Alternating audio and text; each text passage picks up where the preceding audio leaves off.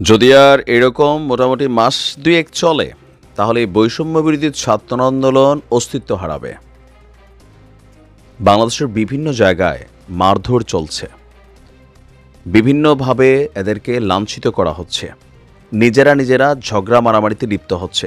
আর finally স্ক্রিনের এক অংশে আপনারা যে ভিডিও দৃশ্য দেখছেন, এটা হচ্ছে রূপায়ণ ট্রেড সেন্টারে আপনার বৈষম্য বিরোধী কার্যালয়ের যে কেন্দ্রীয় অফিস, সেখানে তালামাইরা অফিস খালি রেখা, এখানে কেউই নেই। এখানে এই মুহূর্তে সবাই পালাইছে, অথবা তারা অফিস থেকে অনাকাঙ্ক্ষিত আরেকটা ঝামেলাকে এড়ানোর জন্য সরে গেছে।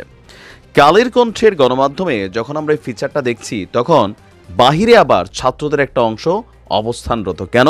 আপনারা জানেন যে গেল 2 দিন আগে যাত্রাবাড়িতে একটা মতবিনিময় সভাকে কেন্দ্র করে যেই ঘটনা গতকালকে ঘটেছে, 7 জন সমন্বয়ক ছাত্র মানে যারা আছেন এদের সাথে কানেক্টেড, এই কেন্দ্রীয় কার্যালয়ে 2 গ্রুপের মারামারির পরে ঢাকা মেডিকেলে তারা চিকিৎসা নিচ্ছেন।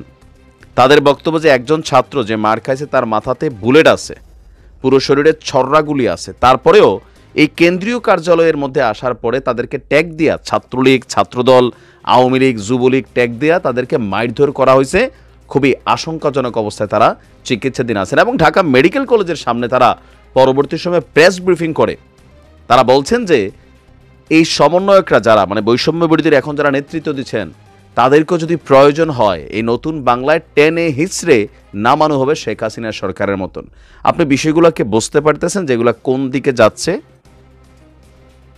হাসনাত আসলেন, ছাত্রদের সাথে কথা বললেন তিনি অধিকতর কথা বলা। এখন বিষয়গুলো হচ্ছে কি, যার যার ধান্দায় সে চলে গেছে আমার কাছে মনে হচ্ছে। শুধুমাত্র বক্তব্য দেওয়ার না, আপনি ডক্টর ইউনূস সাহেবের সর্বশেষ সাক্ষাৎকারটা শুনছেন? একজন সাংবাদিক নুরুল ইসলাম সম্ভবত ওনার সাথে যে সাক্ষাৎকারটা দিয়েছিলেন, যে জুলাই অভ্যুত্থানের ফান্ডে টাকার সমস্যা নাই, কিন্তু ছাত্রদের কাছে টাকা পৌঁছেছে না। কেন? ম্যানেজমেন্ট। তো এই ম্যানেজমেন্টটা কাদের কাছে? জুলাই আগস্ট শহীদ যে ফাউন্ডেশন, এটা তো সার্জিসদের কাছে। কেন ভাই তোমরা এই ম্যানেজমেন্টটা ম্যানেজ করতে পারছো না? জাতীয় নাগরিক কমিটি তৈরি হয়েছে, প্রতিনিধি সভা হচ্ছে, বিভিন্ন জায়গায় বৈষম্য বিরোধী কমিটি হচ্ছে, আর এগুলা করতে গিয়ে মারামারি হচ্ছে, পিটাপিটি হচ্ছে। তো এই যে হাজার হাজার ছাত্র যারা জীবন দিল, এই যে যারা আহত হয়ে এখনও চিকিৎসার বাহিরে আছে, কয়েকদিন পর তারাও কিন্তু রাস্তায় নেমে যায়, তোমরা যাইয়া মলম টলম লাগাও। বাট ফাইনালি আসলে মিস ম্যানেজমেন্ট, মিস কমিউনিকেশন এবং নেতৃত্বহীনতা। এই মুহূর্তে বৈষম্য বিরোধী ছাত্র আন্দোলনের নেতৃত্বে যারা আছেন তাদের সাথে বরাবরই অধীনস্থ যারা আছেন তাদের কিন্তু বাঁচতেছে। আর যাদের সাথে বাঁচতেছে তাদের অভিযোগ, যেখানে কেন্দ্রীয় নেতারা যারা আছেন তারা ট্যাগ দিয়ে দিচ্ছেন যে তুমি ছাত্রলীগ, তুমি অমক, তুমি এখানে প্রবেশকারী। তাদেরকে প্রমাণ দিতে হচ্ছে তারা এখানে মানে আন্দোলনের সময় মাঠে ছিল। আমরা কেন্দ্রীয় নেতাদের মুখেও শুনছি একটা চক্র, একটা মহল, যে আওয়ামী লীগ বিএনপি অতীতে যেই ভাষায় কথা বলতো ঠিক একই।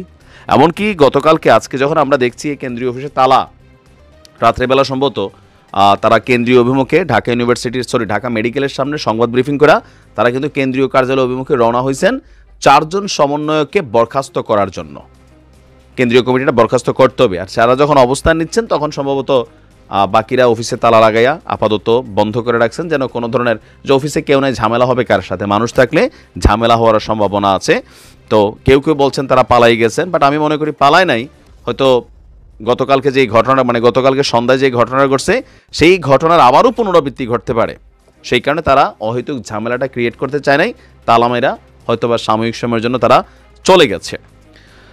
এখন এই যে সমন্বয়কদের যে বক্তব্য বা যারা এখানে আছে, ছাত্ররা যারা আছে, তাদের বক্তব্যগুলো আপনি যদি একটু ফোকাস করেন, ঢাকা মেডিকেলের সামনে তারা যেভাবে বলতেছিল যে ছাত্রলীগ স্টাইলে যারা ক্ষমতার কাছাকাছি যায় ফেসিবাদ তাদের মধ্যে ভর করতেছে, এই যে বক্তব্যগুলো কারা দাবি করছে, আজকে তারা তাদেরকে প্রশ্নবিদ্ধ করছে। কোথায় যাচ্ছে তাদের এই অবস্থান? আর মানুষের মধ্যে প্রশ্ন উঠছে, এরা করবো বাংলাদেশকে আগামী দিনের নেতৃত্ব? জুম্মায় 8 দিনও হয় নাই, মানে এরা একের বিরুদ্ধে খালি মামলা টামলা হচ্ছে না আর কি, পুলিশও চুপচাপ রং তামাশা দেখে। এগুলা খুব শনিটাই কানবে কপালে। দেয়ালে দেয়ালে বিভিন্ন লেখা হচ্ছে, বিভিন্ন জায়গায় সমন্বয়কদেরকে মারধর করা হচ্ছে না, মানে বিশ্রী অবস্থা। গোছাইতে হবে ভাই। যে কোনো জিনিস অর্জন করা সোজা, এটাকে ব্যালেন্স করা কঠিন। নিশ্চয় যারা কেন্দ্রীয় কমিটি আছে তারা নিজেদের মধ্যে এটাকে সমাধান করে নেবে, অথবা এটা মামলার দিকে যাবে, বাট এগুলো মানুষ পছন্দ করছে না। ভালো থাকবে।